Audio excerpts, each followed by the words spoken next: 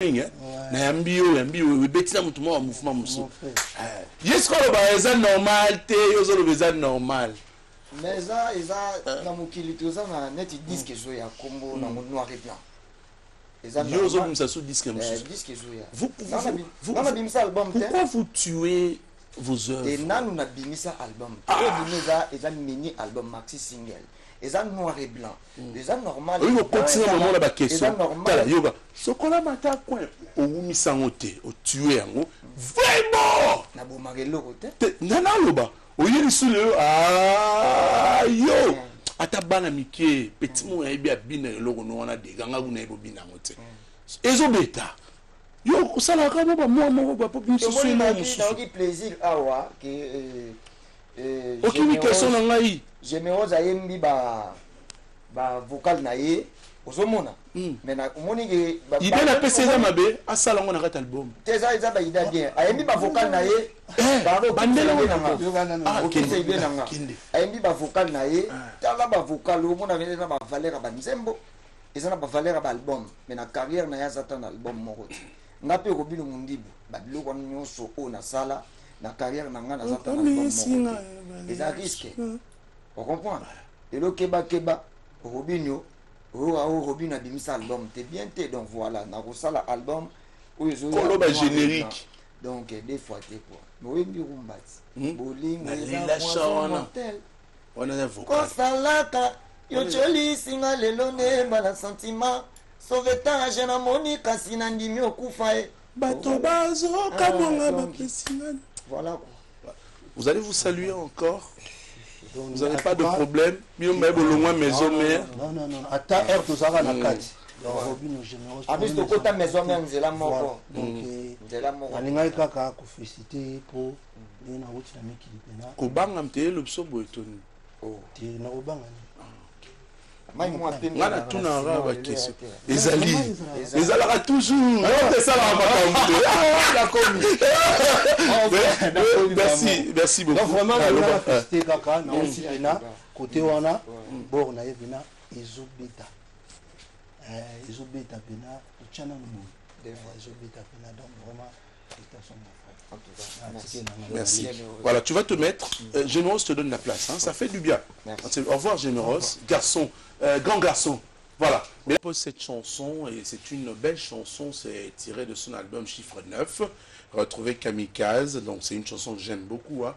D'ailleurs, un peu moins ming la radio. Pour vrai charmer et ils ont souffert quand la première promotion, mais bon, pour Ming Chana nous tellement licolo alors je veux commencer par si jamais j'ai déjà présenté mes condoléances au début mais bon mais ça c'est une ni m'aura pas si dérangé j'ai même lu le communiqué nécrologique en direct dans l'émission là tu venais de perdre ton père moi passionné nous mais quand même courage hein. C'est le chemin obligé de tous nous ne devons qu'y admettre nous avons même tapé ça peut me récupérer qui nous avons la soldate faut na courage ba biso pe ba père ba tika biso kala tezo ko ça la mère yo ko ça ba 30 ans donc 30 ans ah bon nous avons makambo à vie bana etike nzamba tika ba muti courage nous oublions pas le papa mais laissons quand même passer cette ni on a malheur et puis qu'on répond déjà à l'activité non sur ouais l'activité tout ces zongaki parce que yemoko lelo na osiliki sauter la rotumolo te tena nga calme voilà yemoko atika maloba ki na continuer musala nga calmement na sala musala nga calme akoma iba makambo na ye abanda ko koma ko tika ba message tikela yo mo parler mo te wana ya makambo ya mambo famille quoi pour le musique mais na testament non na oloba makambo o ebimaki na maloba na ya bana par rapport ya musala onga na salaka OK voilà makambo etali musala ona salaka te donc na koloba ngote et molimo na ye kemi epé malakimia toujours côté sikezali puis voilà la vie continue alors Robinho Mundibu la vie continue au moins na époque na temps vous avez une production belle au bêta ou annuler vraiment toutes les productions pour na et madame à papa, fallait quand même tout les la papa ensemble bon. Mais si quoi maman bezongi déjà bandoule non il lobby des choses dans la ndoule mususu. Non beta lobby ba conseil ezonga déjà to beta ki na cité ma Mobutu. To beta ki na Airway Joana to beta lobby dimanche na Delvaux na espace Trace Africa c'est chez Ndombasi. Donc concert pour na bana Delvaux, Ipen, Monga Fola, cité ma Mobutu et ba côté on a tout donc Mbinza espace Trace Africa chez Ndombasi ba bino concert moko barbecue lobby to zala on a déjà donc na bengsi ba tutu ko balingaka chiffre 9 ba ya on a déjà to zape bongo le 22 beta concert mon VIP voilà hôtel absolument bien na hôtel Bianca na KV production signée Ndiaye vient à ingénieur JP Kiss je crois yemutu azana yemutu a produit concert wana ingénieur full JP Kiss donc voilà on est à production là et puis voilà quoi. Programme na biso tozanango dans un premier temps juin pe toujours kende mois de juin toujours kende pe Angola bana Luanda toujours ya na mois de juin ko tobeta na Atlantico na mois de juin et tobeta na terrain Mabor après to kota ba province quoi. Donc on est allé production signé le sénateur Paulo Tudilu. Donc voilà quoi. Donc dans un premier temps ba programme oyo otoza nango yango wana tobandi pe mwa mukie ba préparation ya album parce que na auto loba awa keno na bimisa album te donc ce qu'on a bandi carrière faut quand même la carrière na ngape na un album quoi donc tobandi mwa mukie ba préparation ya album na biso noir et blanc donc voilà quoi noir et blanc et raté donc noir et blanc tozala nango partout te naza bonaza en noir et blanc déjà. Yopé déjà, vous avez un alicolo, noir et blanc. Donc voilà. Donc voilà. Donc tout ça dans la préparation, dans le donc Ekoya, bon, dans un premier temps, tout ça dans la promotion, il y a Maxi single chiffre 9, où il m'a depuis le 30 juillet. Et c'est mon anglais Ali, ils ont bien, ils ont évolué bien. Et puis en plus, c'est mon anglais Ali qui est une chaîne où il y a miné, il y a koze là-bas mon robino mundi wa beta kuna le biso to lukango yango mo penza et penza c'est-à-dire entre autres Trace TV Trace nous meli pour les gars kuna na lukango te na beka ke no musala na ngana na confiance ya musala ona salaka et non mais dans le compte à marketing quand on a visibilité na yo manager il faut non siko moni ba chaîne wana kaka kwa kina moni ba chaîne wana ba futa ka ba artiste soko ke otika la biloko no yo moko ba ozope na valeur te ozomona sikoyo bango bayaki na Congo atindaki délégué na mutu na bango yaki na Congo ko sa sondage ya ba artiste nini congolais oyo ba na buzz awa ba yebisa ki ope ba artiste ngo ba na buzz ba bengaki producteur tant ba koti na internet ba beti Robinho ba moni ba image na nga ba moni pe ke no artiste musuku ba betaka na ba chaîne wana ba nombre de vues oyo nga naza na YouTube bango ba na ngote parce que nga so côté na YouTube au mona penza donc na tala ma penza un bureau assis donc na bureau toujours to na débit toujours le carton France street ya makamutu malembe ezo ya na muke et naza kande na confiance ya producteur o naza kana les jeunes producteurs Manu Matondo tous en a pensé ensemble toujours bundelongo donc voilà quoi tant ba bêtise internet ba Monique et Robin mundi batali oh oui mamtoki na Congo c'est vrai atala makaza pensa na buzz ndé ba contacter muto a oyo a postara ba clip na mingi mais c'est Ndombolino et ndé mais c'est Ndombolino a contacter producteur bon ba invite ba créer rendez-vous ba qu'est-ce qu'on a na trace ndé ba bité toi na pour ça to banda ko diffuser clip ya artiste na bino oyo Robino Mundibu et ba sololi entre bango et puis voilà clip bani na koleka donc voilà plaisir na nga yango wana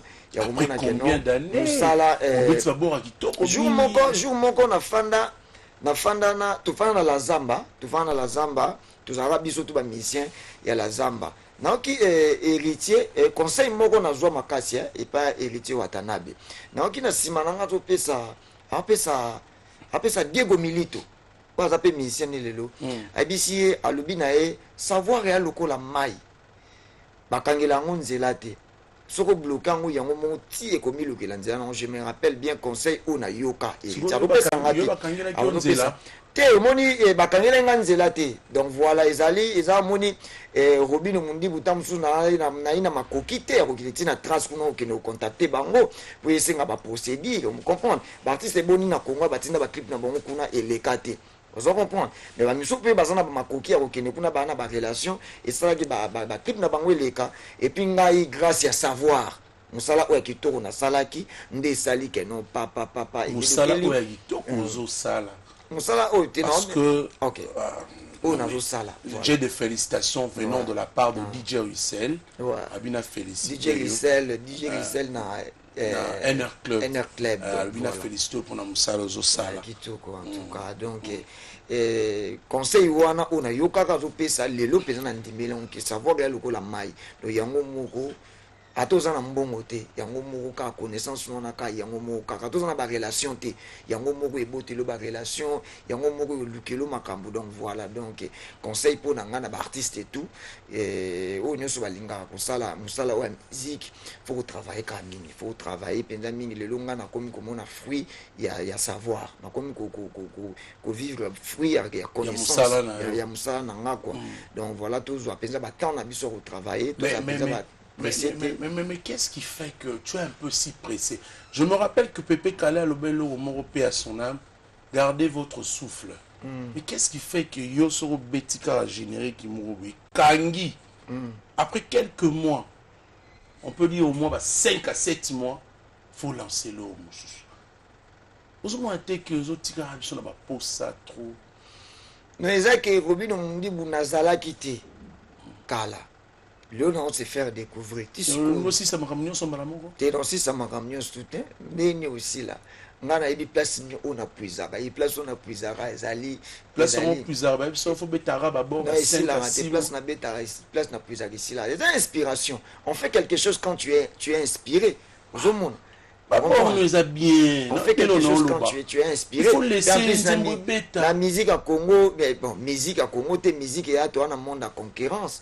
Donc voilà, donc soko moni baninga basali yo potali yo calculer au sali. Donc voilà, donc faut tout tourner toujours donc eza donc yo à chaque fois que bano sala bano zonga studio pe ba OK pour beti ba au bois. Non, à chaque fois lito inange bando yo ke loko bien net mikolo nazoka eloko oyo.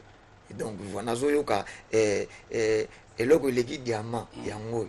Tu comprends? Lego mama Lego donc mikolo donc inspiré donc il faut ngolinga pe misu moko boye donc beta bord donc il faut ngolinga misu nga pe fungolinga donc voilà attention na zuita mso makamo nga pe fona luka na sala boye na cadre ka ke non ya naza artiste donc voilà eloko mo salinga bien donc nga pe fona luka na s'inspirer so na s'inspirer que so na s'inspirer nga po mugolo ko simba te kala biso toyela o mabe na TV déjà nga na sala na idée ka ke simba parce que na sala makamobo oyo et sala ke écoute à battu na position bozaleli déjà bien.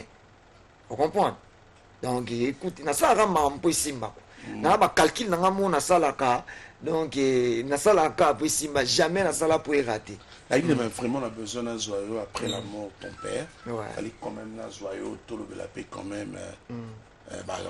Production na Zongeli domina suka émission alors Robin Mundibu et le bani a suko rôle pour ben Samson surtout en concert mais j'allais te poser une question aujourd'hui JB Nawera ba ça l'album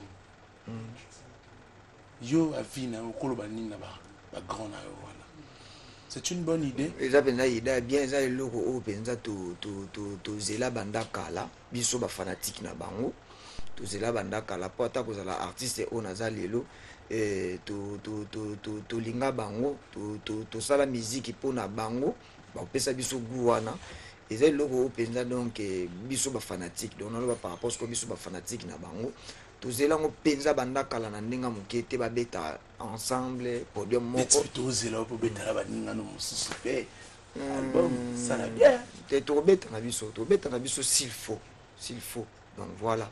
na likambo nyonso esenga so esali mabongo ozono libre akoloba on peut se lever, hein. On peut se lever avec Robinho, voilà. Donc bonne chance dans l'album il y a Papa Chéri na les phénomènes et puis voilà quoi. Donc nazwa qui fait soutien na bango ba grand musicien na makambo ya matanga nazwa penza ba soutien na bango sala qui bien na part na nga na mona ki bazo considérer mona na bango bazo considérer leki na bango que donc tout kabola na passe quoi. Donc ne fils que considération là na part il y a voir ensemble les grands formateurs que ça qui va bien considération là na part il y a Papa Chéri Jibin piano na mona ki ba rojenga ba Blanchard Mosaka bazalaki et ça qui va bien considération na part il y a grand artiste monene ya mboka oyo Fally Ipupa et ça qui va bien il y a ba grand journaliste na mona ki ba Mamilela na mona ki Bino Bozalaki na mona ki ba Yoyo Casserole Willy Kayembe ba Yoyo Casserole ba journaliste msubu yoka na raté na tanga te nani moi te yoka na batutu donc na mona ki batutu oyo bayaki penza ko assister biso na matanga penza esalaki tika ba mona aussi de kayo lelo papa la lité elle est en fait anniversaire minor mavungu donc tout ko yo ba nako pesa ka ba merci na ngai na Yala Dinsona Yala Dinsona mwana mère na biso Philo Bambi Ricky Kabambi les boss frère page claire donc na pesi ba na pesa penza ba merci na Maboko Bank tête Tendai Maboko Bank na pesi penza ba merci Ricky Kabambi Ricky Kabambi boss frère azaki page claire merci beaucoup na biso Oscar Lebo fantasme tika ki biso te na bengsi batutu tokuta na lobby na espace Trace Africa Shendombasi tozala na lobby eza na Delvaux bana Ipen monga fula cité Maobutu zala le 22 concert VIP na Hôtel Bianca ils ont en place au bon matin na Victoire na rond-point qui Kwanza au Tuniga Hôtel Bianca et puis ba la kisao quoi. Ryan Maître Boutamba merci. Je t'invite le 23 tout à nos matchs à Real Barça na Shark Club et ça va bien ya solo donc ça ni ngai na zalaka na kumsaka couleur na lati noir et blanc donc voilà Mazembe te couleur na poto ya poto kasi Real d'accord voilà. Je t'invite le 23 joueur n'a préféré zaka Messi bien que na kumsa Real mais na linga Messi. C'est par ici nous mettons point final à cette émission. Nous vous retrouvons le samedi prochain pour un nouveau numéro. La rediffusion c'est demain dimanche à 1h du matin. C'est un réel plaisir de partager ces bons moments de la télévision ensemble. Au revoir.